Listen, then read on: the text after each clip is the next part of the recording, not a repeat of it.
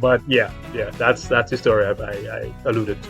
Perfect. I want to thank you so very much, Dr. Driscoll, Marc, for joining us here on Animalia. I hope this is the first of many conversations, and feel free to reach out if ever you need or your association needs a listening ear. Thank you for having me. I do appreciate that, and I will be taking you up on that offer. Public outreach is something that's very big for us as well. So any challenge, any channel, and any friendly offers as we've received from you will be greatly appreciated. Thank you so much for having me.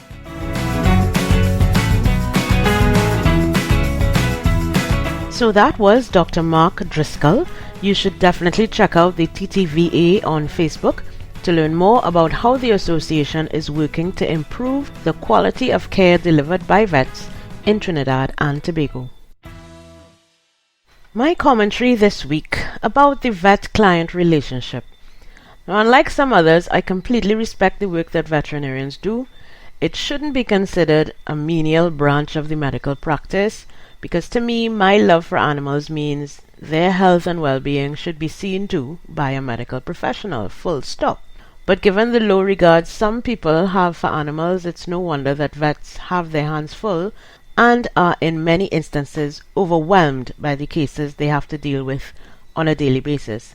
It's probably more difficult to deal with the humans than the animals sometimes.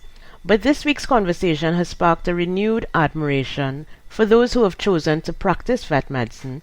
Not that I didn't have it before, it's probably every child's dream, including mine, to be a vet when they grow up. But I think understanding more clearly that the professional side of the business is just as onerous as the practical side is what has swayed me. I hope you too will reconsider the relationship you have with your vet and maybe try to improve it in whatever way you can in the interest of your pet, yourself, and the vet. Bombard them with questions and answer their questions honestly as well. It's the only way to get the best treatment for your pet.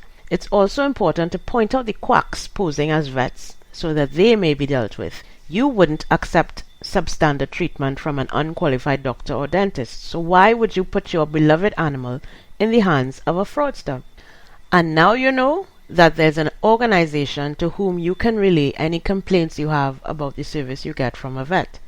And to the vets listening, if you're not a member of the TTVA, what you waiting on? So every week, we ask our guests to describe an animal or two, or three in this case, in need of foster or adoption, and feature its picture on the Animalia socials. So here's Dr. Driscoll's Rescue Me.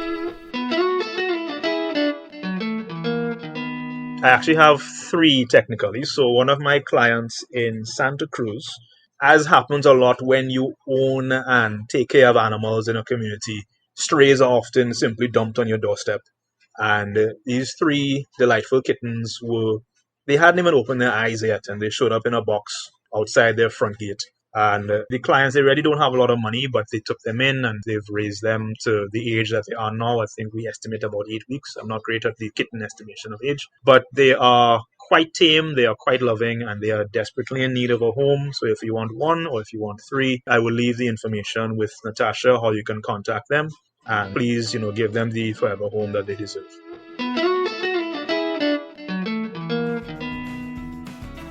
And that's episode 7 of Animalia. I hope you enjoyed it and learned something new about vets and their unique practice. Remember that a new episode drops every Friday, and you can find the link on our socials, Animalia the Pod, on Facebook and Instagram.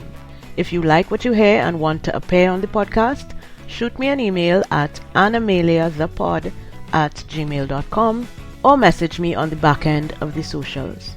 Thanks again to Dr. Marc Driscoll, and thank you for listening. I'm Natasha, and until next time, take good care and don't forget, love off your vets. Bye-bye.